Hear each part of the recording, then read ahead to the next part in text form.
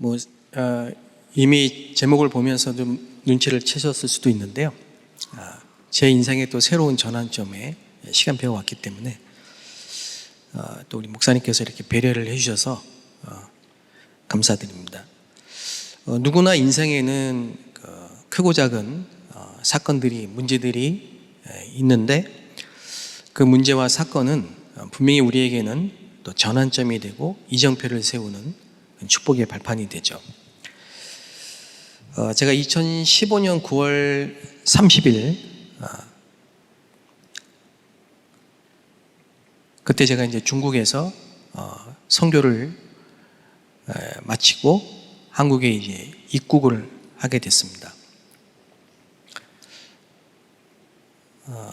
그리고 나서 아마 2017년으로 기억이 되는데요. 제가 임마누엘 서울교회 중국어 예배부를 담당하고 그때 협력 선교사 직분을 가지고 우리 교회의 교역자로 섬기게 됐습니다. 그리고 이제 2019년에 우리 32교구 또 우리 담임 목사님께서 교구를 좀 한번 맡아보지 않겠냐 하셔서 저는 사실은 선교사고 또 중국 사역을 했기 때문에 제가 교구를 감당할 수 있는 그릇도 안 되고 말씀드렸더니 또 권유를 하셔서 제가 또 순종하고 그래서 32교구 교구 사역을 시작하게 되었습니다. 그리고 이제 작년에 또 이제 권역, 동북 권역 담당자로 동북 권역을 섬기게 되고 또 교구는 11교구를 작년부터 지금까지 이렇게 섬기게 됐습니다. 근데 이 모든 것이 사실은 하나님의 절대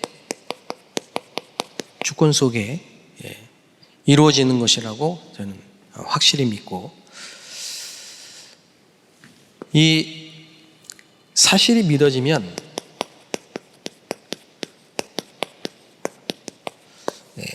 하나님의 절대 언약이 발견이 됩니다. 저에게는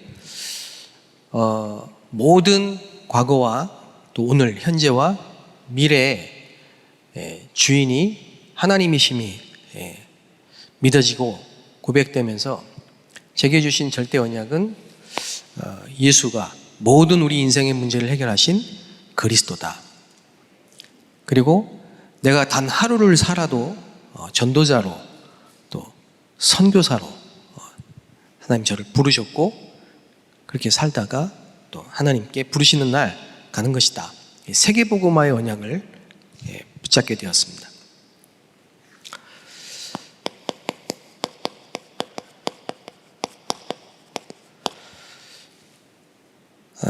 모든 문제 속에는 하나님의 계획이 있고 특별히 하나님의 절대 계획, 저를 향한 하나님의 절대 계획, 또 우리 성도님들을 향한 하나님의 절대 계획, 또 우리 교회를 향한 하나님의 절대 계획이 분명히 있습니다.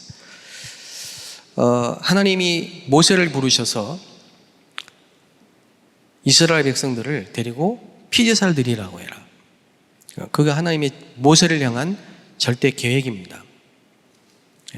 모세는 80세 때 발견을 했지만 하나님은 영원전부터 준비하고 계셨던 저와 여러분을 향한 그 절대 계획, 그게 시작이 되어서 하나님이 길을 여시고 동행하시고 가시는, 우리를 끌고 가시는 여정, 이게 왜 절대 여정이냐? 아무도 막을 수가 없습니다. 복음은 증거돼야 되고 복음이 다 증거된 이후에는 끝이 옵니다. 그 여정 속에 우리가 있습니다. 그게 절대 목표입니다. 이 목표 속에, 이 목표를 이루기 위해서 준비하신 응답이 다 있습니다. 분명히 있습니다. 저와 여러분에게 하나님이 준비하신 절대 응답이 분명히 있습니다. 눈물이 나고 한숨이 나는 그 자리에도 응답은 준비되어 있습니다. 때로는 우리가 연약해서 실수를 하고 또 우리의 연약함 때문에 실패를 하여도 하나님은 그걸 절대 응답으로 바꾸시는 분이십니다.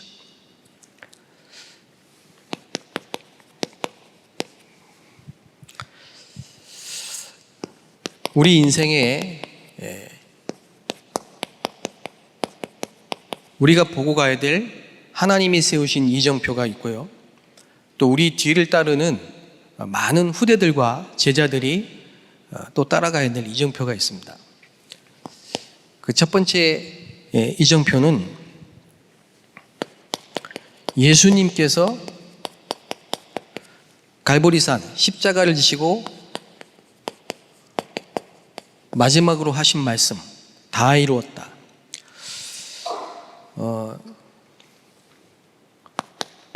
우리는 원죄를 가지고 태어나죠. 그래서 로마서 3장 23절에 모든 사람이 죄를 범하여 하나님의 영광에 이르지 못하더니. 그런데 이걸 몰랐습니다. 저는 원죄가 뭔지를 몰랐습니다. 저희 가문 전체가 다 불신자였기 때문에 한 명도 심지어는 교회 다니는 분이 없었기 때문에 불신자 집안에서 가문에서 태어나고 자랐기 때문에요. 원죄가 뭔지 몰랐습니다. 그래서 원죄가 뭔지 몰랐기 때문에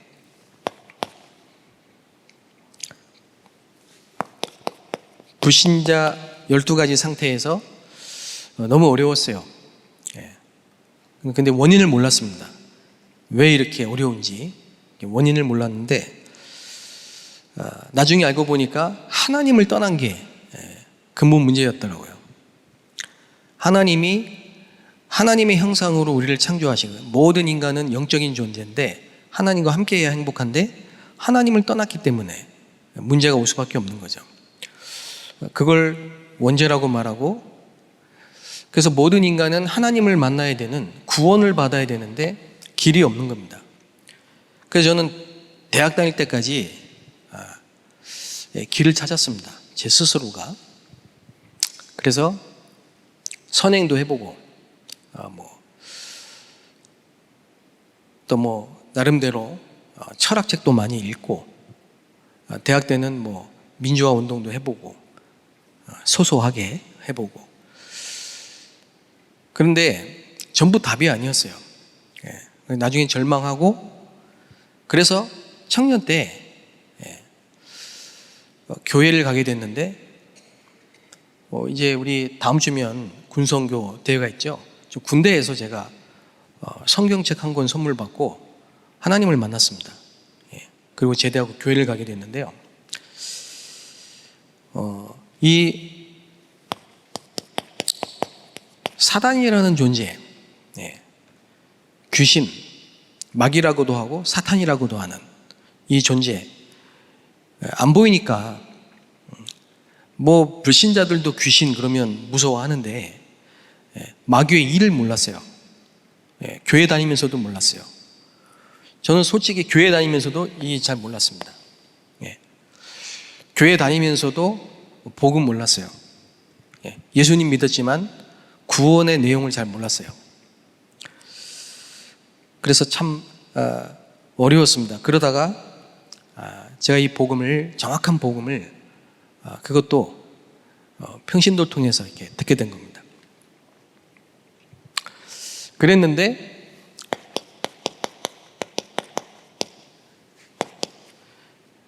예수님의 질문이죠. 너희는 나를 누구라 하느냐? 시몬 베드로가 주는 그리스도시요 살아계신 하나님의 아들이십니다. 그리스도를 알았지만 그리스도를 아는 순간 너무 기쁘고 충격이 되고 담이 되고 그랬는데 아직 그리스도를 말할 수 있는 준비가 안 됐는데 많이 말하고 다녔습니다. 만나는 사람에게 그리스도 당연하죠. 그걸 나쁘다는 게 아니고요, 하지 말라는 게 아니고, 아직 그리스도를 충분히 이해하고 누릴 수 있는 내 상태가 아니었는데 만나는 사람에게 막 전하고 하다 보니까 많은 시행착오를 겪는 그런 시간표도 있었습니다. 어쨌든 제 인생의 첫 번째 이정표가 이 복음을 깨닫는, 왜 그리스도라야만 되는지, 내가 왜 행복이 없었고 우리 개인과 가정에 이런 많은 어려움들이 와야 되는지 그 원인이 원죄 때문이라는 사실. 그리고 눈에 보이지 않지만 내 개인과 가문에 나도 모르는 사이에 들어와서 집을 짓고 심지어는 요새를 만들고 견고한 망대를 세우고 있었던 이 사단의 존재를 알게 된 거죠. 그리고 그 마귀를 멸하신 선지자가 되시고 제사장이 되시고 왕이 되신 그 그리스도, 이 그리스도가 예수라는 사실을, 그게 제 인생의 첫 번째 이정표가 되었습니다. 그때부터 예수님이 제자들과 감람산에서 40일 동안 말씀하셨던 그 하나님 나라의 일, 구원을 받고 복음을 알고 나니까 예배가 회복되고요. 또 계속 말씀을 듣고 말씀을 따라가다 보니까 절대 미션, 저는 사도행전 9장 15절이었습니다. 그리고 마태복음 28장 18절에서 20절이었습니다. 제게 부딪힌 비전, 하나님이 제게 주신 절대 미션, 이방과 이방 임금들과 이스라엘 자손들에게 복음을 전하게 하기 위해서 택한 나의 그릇이다. 너는 가서 제자를 삼고 모든 민족으로 가서 제자 삼고 아버지와 아들과 성령의 이름으로 세례를 주고, 이 미션이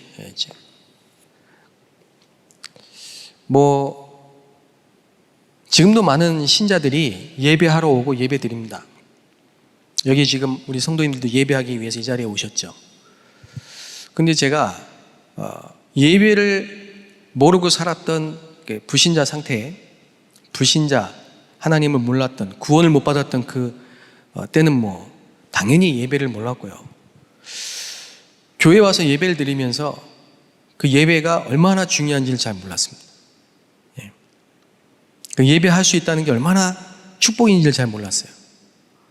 그리고 왜 하나님이 이 교회를 세우시고 목회자를 부르시고 여러분을 부르셔서 회중이 되어서 함께 모여 예배 드려야 되고 또 말씀을 받고 또 말씀을 전달하고 이 흐름을 따라가야 되는지를 잘 몰랐어요.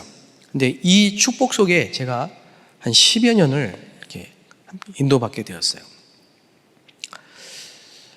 금방 제게 있던 무슨 문제나 환경이 바뀐 건 아니었지만은,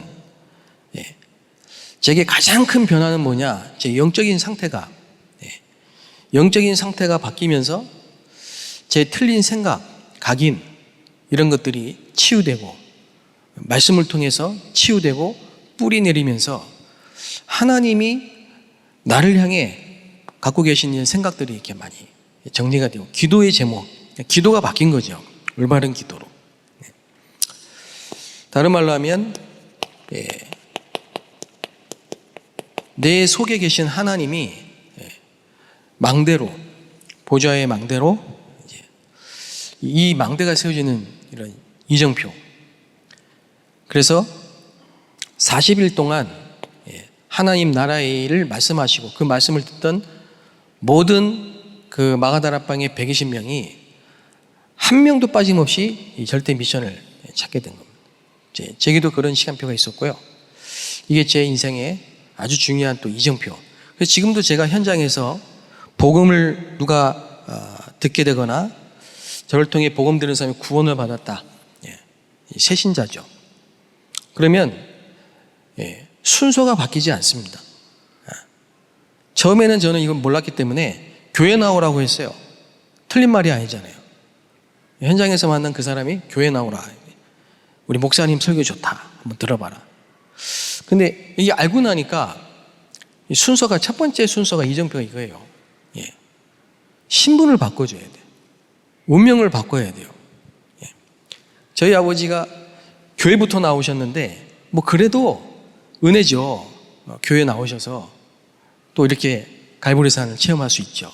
예. 제가 그걸 말씀드린 게 아니고, 우리 인생의 이정표가 복음 모르는데 교회 열심히 다니는 종교인이 아니고, 예. 복음을 정확하게 알고 구원의 감사 속에서 예배 드릴 수 있는, 예. 교회는 오셨는데 우리 아버지가 말씀을 못 들으시는 거예요. 예. 그러니까 우리 어머니 옆에 계시다가 계속 우리 아버지 조신다고 찔러. 예. 그 우리 아버지는 집에 오시면 늘 우리 어머니한테 왜 자꾸 나는 앉았는데 자꾸 찔르냐고 그러십니다. 싸우세요. 예. 근데 제가 옆에서 볼 때 분명히 조르신 게 맞아요. 예. 저희 아버님 그러시다가 한 몇 년 만에, 교회 오신 지 몇 년 만에, 예, 암에 걸리셔서, 그래서 의사가 3개월을 못 사신다고 했어요. 예. 근데 복음을 듣고 예수님 영접할 때 암이 치유가 됐어요. 그래서 몇 년 전에 이제 소천하실 때 99세까지 장수하시다가 소천하셨습니다. 어쨌든 우리 인생의 첫 번째 시간표는 뭐여야 되느냐? 이정표는, 예, 그리스도께서 우리 인생의 주인이고 모든 문제를 해결하셨다. 예.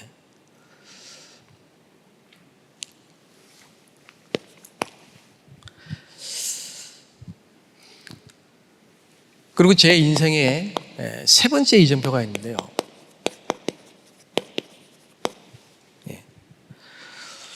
구원받은 것도 감사하지만 이제 우리에게는 이 복음을 전달해야 될 사명이 있습니다. 그래서 너무 감사하니까 막 전도를 하시죠. 저도 그랬고요. 저도 뭐 아파트 수백 세대를 그냥 하나도 빠짐없이 다 다니면 초인종 누르고 그렇게 전도해 본 적도 있어요. 근데 성경적 전도 방법이 있다니까. 예.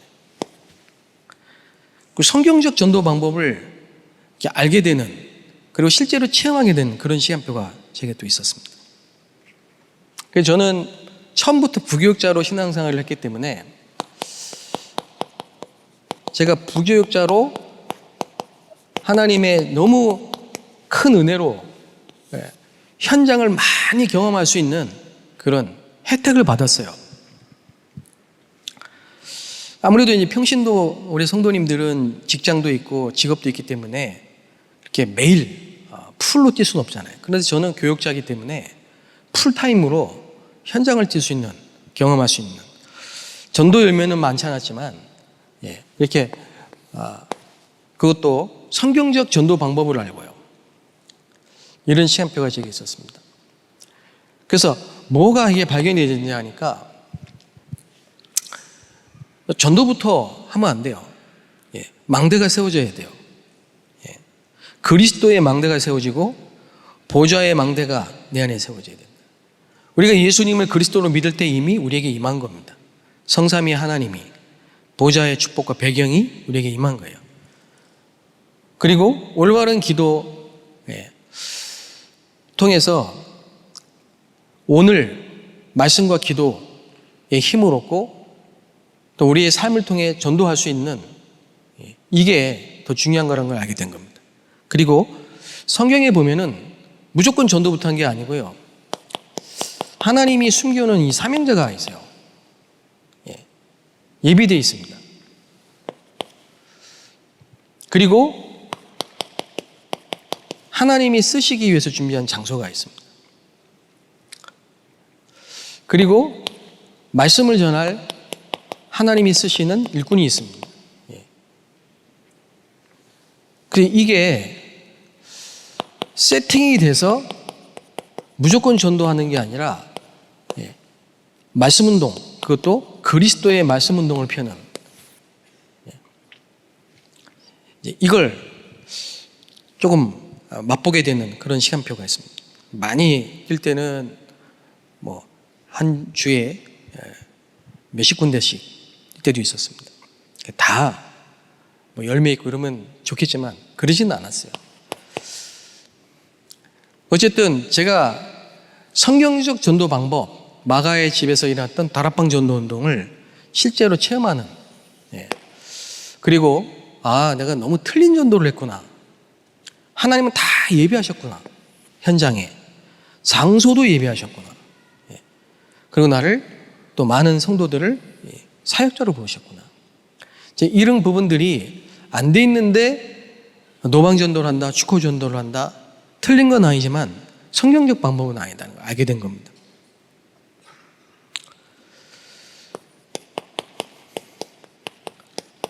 그래서 교회를 안 다닌 게 아니고요.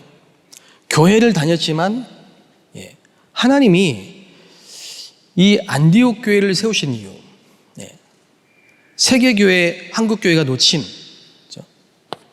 빈 곳, 이 사각지대, 재앙지대,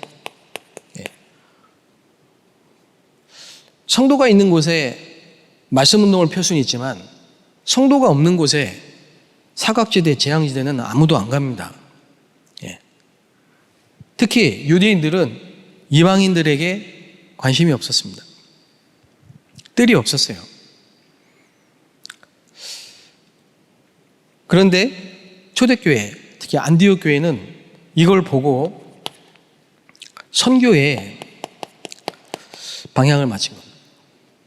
그래서 최초로 이 선교사를 파송한, 그리고 모든 중직자와 교역자와 렘넌트가 팀이 돼서요.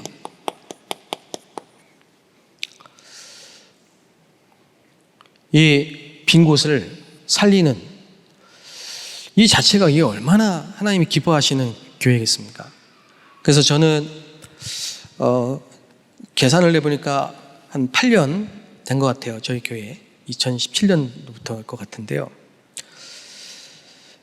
이 교회를 통해 안디옥 교회의 축복을 받게 된 것이 너무 감사합니다. 우리 교회는 237 5천 종족을 위해 셋들을 준비하고 실제로 237 다민족을 살리고 치유해서 파송하는 하나님이 세우신 이 시대의 안디옥 교회인 줄 믿습니다. 그래서 앞으로 많은 다민족 선교사들이 이제 자기 나라에 가서 선교를 하게 될 그런 시간표가 오겠죠. 제가 아시아, 저 개인에게는 중국이었습니다. 10년간 중국 선교를 했던 그런 시간표가 있습니다. 왜 하나님이 중국을 보내셨을까? 물론 절대 주권 속에 제가 보내심을 받았는데요. 저는 참 부끄러운 얘기지만 유럽을 가고 싶었어요. 왜 유럽이냐? 로마에 가서 커피를 마시고 싶었습니다. 그냥 그 로마의 그 거리, 그래서 커피 한 잔 탁 하는 이게 제 로망이었는데 제발 안 갔으면 하는 데가 중국이었습니다. 근데 하나님은 중국을 보내셨어요. 제 뜻대로 되는 게 하나도 없어요, 여러분. 이 중국 가니까 나하고 너무 안 맞는데 시간이 지나 보니까 너무 저하고 맞는 게 중국이에요. 여러 가지 면에. 특히 이 중국은 비밀망대가 없으면 안 돼.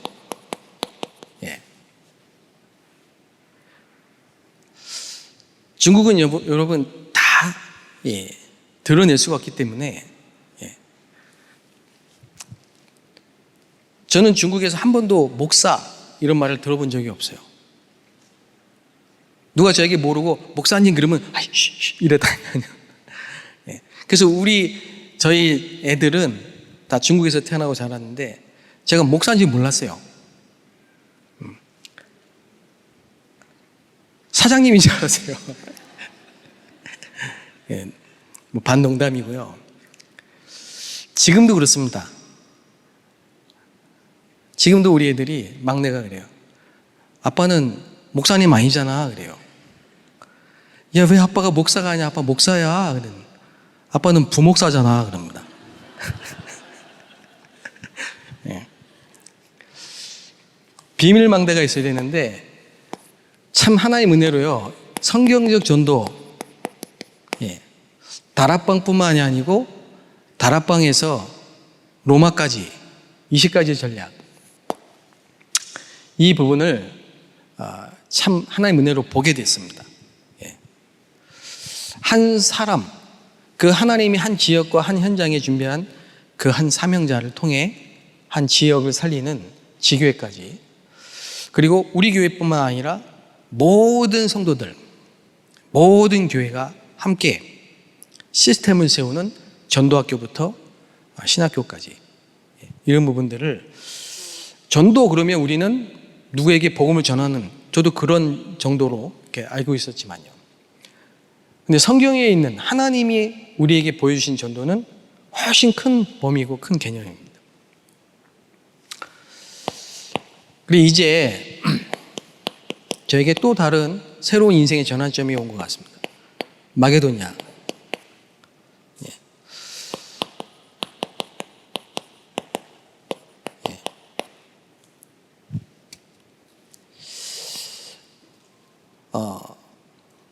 이제 다민족 237 5천 종족, 예.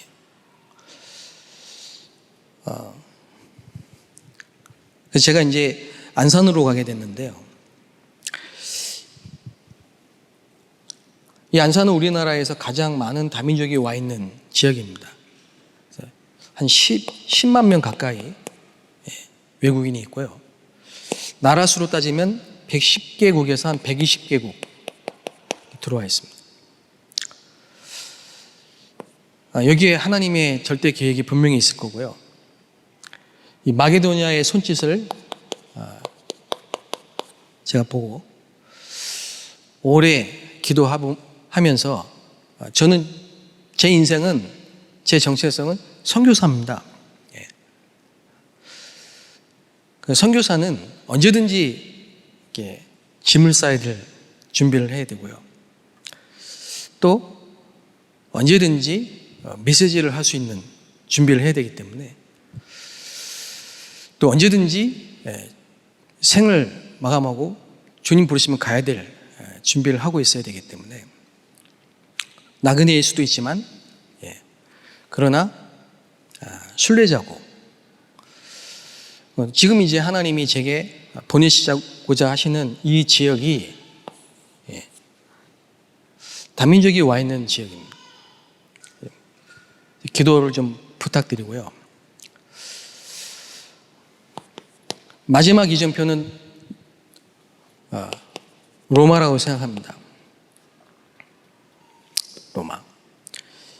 여기에 대한 계획은 저는 없습니다. 이정표는 로마라고 생각을 합니다. 그래서 기도 부탁을 좀 드릴 수 있도록 목사님께서 기도 배려를 좀 해주신 것 같은데요. 너무 감사하고요. 이런 좀 제가 말씀을 좀 드린 건, 저와 여러분에게 분명히 하나님이 전환점을 준비하고 계십니다. 우리가 살아있다면 전환점이 있어야 됩니다. 근데 그 전환점이 올 때 아픔일 수도 있고 기쁨일 수도 있고 즐거움일 수도 있고 불행일 수도 있어요, 보기에는. 그러나 하나님은 사랑의 하나님이시기 때문에 우리에게 전환점을 주시는 거지 시험을 주시고 고통을 주시는 분이 아닙니다. 언제든지 우리가 하나님을 바라보는 그 행복한 24 기도 속에 있다면은 문제가 아니고 분명히 답이 보이고 갈등에 빠지지 않고 나를 갱신하고, 엘리야가 다 끝났다고 생각했지만 하나님은 전환점을 마련해 주신 겁니다. 갱신을 해야 돼요. 최고의 선지자고 엄청난 능력을 체험했던 엘리야지만 갱신이 필요할 때는 갱신을 해야 되고 전환점이 필요할 땐 전환을 해야 됩니다. 나 혼자밖에 없다는 생각을 빨리 바꿔야 됩니다. 열심히 특심이었다는 그 머무르고 있던 곳에서 빨리 돌아서야 돼요. 후퇴가 아닙니다. 끝이 아니고 전환점입니다. 7천 제자가 남아있어요. 바알에게 무릎 꿇지 않은. 하나님의 생각과 우리의 생각은 달라요. 엘리야에게 최고의 갱신은 나 혼자밖에 없고 열심히 특심이었는데 안 됐다는 그 생각을 바꾸고 하나님이 준비하신 절대 목표와 응답을 보는 겁니다. 우리 교회에 또 우리 모든 성도님들의 개인의 가정에 또 업의 현장에 문제가 오고 갈등이 오고 위기가 왔다? 전환점을 찾으셔야 됩니다. 기쁨으로 기대하시면서 찾으셔야 됩니다. 하나님은 우리에게 좋은 것을 준비해 놓으셨습니다. 하나님은 우리가 어디까지 가기를 원하시느냐? 복음 듣고 구원받은 것도 감사한데 그게 아니고 땅끝까지 증인이 되기를 원하십니다. 복음은 증거돼야 되고 확산돼야 되는데 머물러 있으면 안 되기 때문에 자꾸 갱신하게 만드시고 전환점을 주시는 거예요. 제 주신 새로운 인생의 전환점과 또 도전해야 될 시간표 속에 우리 성도님들께서 저는 떠난다고 생각하지 않습니다. 우리는 이별이 아닙니다. 우리는 함께 가는 겁니다. 위드 임마누엘 원네스. 그래서 기도 부탁드리고 또 저도 계속 기도 같이 하겠습니다. 하나님께 감사드립니다. 우리 인생의 전환점을 찾게 해 주옵소서.